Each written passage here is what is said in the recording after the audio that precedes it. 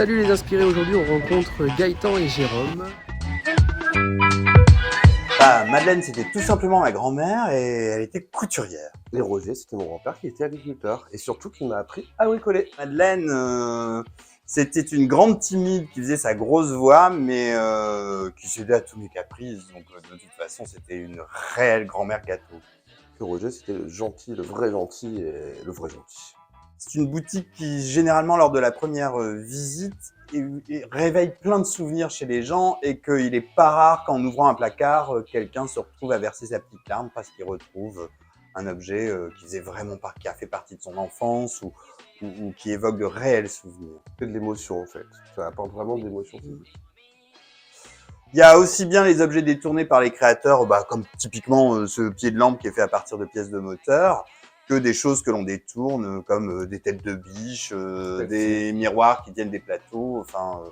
Ici, on s'évertue quand même à essayer d'avoir un regard différent sur la forme, sur le fond, et de détourner un peu les choses. Et puis on essaie d'être différent, c'est vrai que pour le coup, voilà, on essaie d'être différent.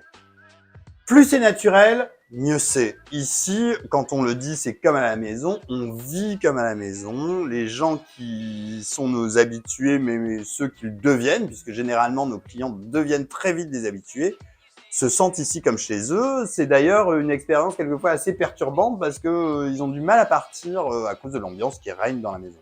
Oui, et puis maison aussi, parce que ça vit comme une maison, c'est-à-dire qu'on a des ateliers, on a des gens à l'étage qui viennent faire du coworking, on a des gens qui passent tout le temps, des gens qui viennent nous vendre des choses, des clients qui viennent juste nous dire bonjour. Enfin bref, il y a toujours du passage comme dans une vraie maison. Des pièces maîtresses, il y en a que ça. Partout, c'est ça.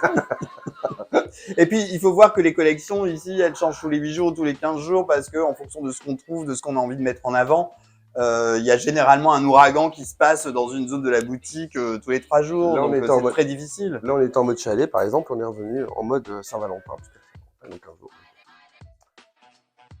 Alors, on s'est rencontrés il y a plus de 15 ans maintenant. Dans mon ancienne vie professionnelle, en fait, on avait un de mes salariés était un des amis de Gaëtan. Et donc, on s'est croisés comme ça dans le cadre du privé ensuite. Et puis, on s'est toujours dit qu'on aimerait faire quelque chose ensemble, puisque moi, j'ai été dans la déco, mais il y a plus de 25 ans. Voilà, et moi j'avais la déco, donc mon ancienne boîte, et que j'avais ouvert en 2018, et j'avais envie d'autre chose, et j'avais envie d'ouvrir un magasin, vraiment. Partout d'insuffler un peu de vie, que ce soit dans les collaborations, dans les perspectives, rien n'est considéré, que ce soit une tasse ou une lampe de créateur, comme un produit en tant que tel, mais il est choisi à chaque fois parce qu'il va nous raconter une histoire, il est mis en scène comme une histoire, et quand le client le choisit, c'est aussi parce que il y a une rencontre avec l'objet, même si c'est une petite cuillère. Tu peux me répéter la question? J'ai perdu le fil. La question. Je me demandais effectivement comment moi-même je me suis perdu. Eh ben voilà, c'est ça Madeleine et Roger. En matière de décoration, c'est surtout le coup de cœur. On va vraiment fonctionner au coup de cœur parce qu'on prévoit des collections déjà en amont. Et en fait, on va vraiment fonctionner à l'objet coup de cœur. Ou alors, on va voir quelque chose qui ne ressemble à rien. On va dire, tiens, si on peut le bomber, on peut faire ci, on peut faire ça. D'ailleurs, on s'engueule souvent parce qu'on a des goûts très très différents en matière de déco. Ça se voit pas, mais en vrai, c'est un peu ça.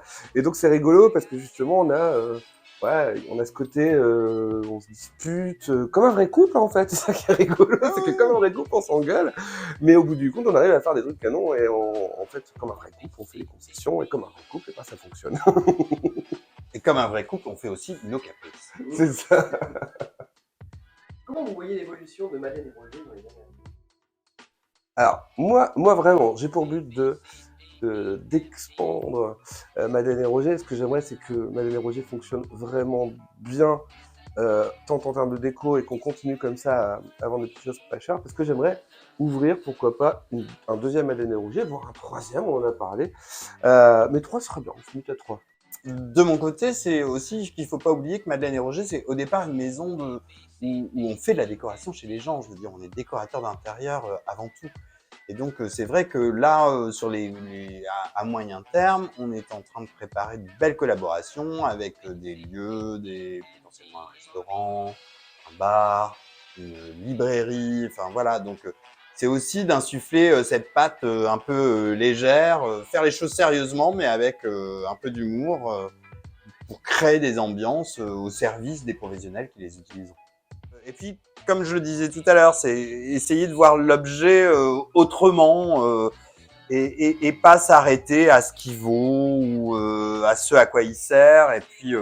Et puis à partir d'une cruche, potentiellement, pouvoir créer une histoire autour. Et c'est comme ça qu'on travaille. Et surtout, ce qu'on aime, nous, c'est les objets du quotidien. C'est ça qui est important, parce qu'effectivement, dans cette boutique, rien n'est cher à la base. Rien ne vaut cher.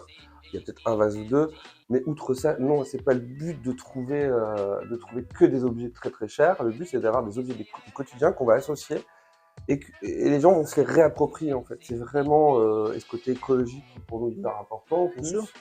le côté éco-responsable. Donc, Les gens ne savent pas forcément, mais en fait, une bonne partie de notre activité est liée à ça, au conseil chez les gens, voire au suivi de chantier, aux créations de décors. Ouais, ça fait vraiment partie du cœur de la maison. en fait, on a tout le panel du décorateur. On passe par le home staging en cas de vente de maison ou d'appartement, on passe par le conseil, on passe par le suivi de chantier, on passe par, pourquoi pas, si quelqu'un veut rénover un meuble, on a fait avec un client en ce moment, il y a des meubles un peu abîmés, on va lui trouver les artisans qui vont rénover le meuble.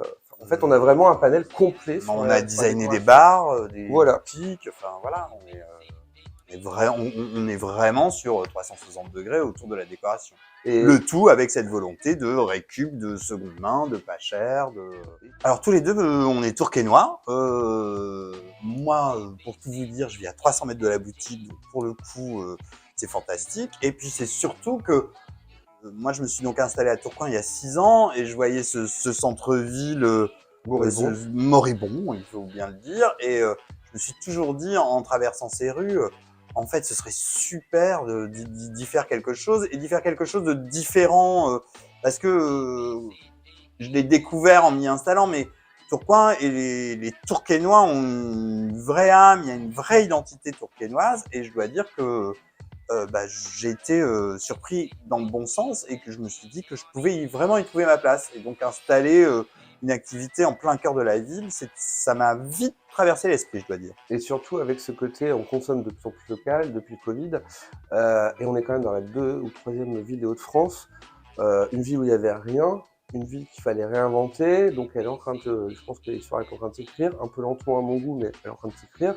et je pense qu'effectivement, être présent dès le début, même si ça prend 5 ou 10 ans, c'est bien d'y être tout de suite, parce qu'on sait très bien que les Tourquenois sont très fidèles en plus, donc pour le coup, c'est vrai que comparé à d'autres villes, les Tourquenois sont des gens fidèles. Et ça, on l'a remarqué.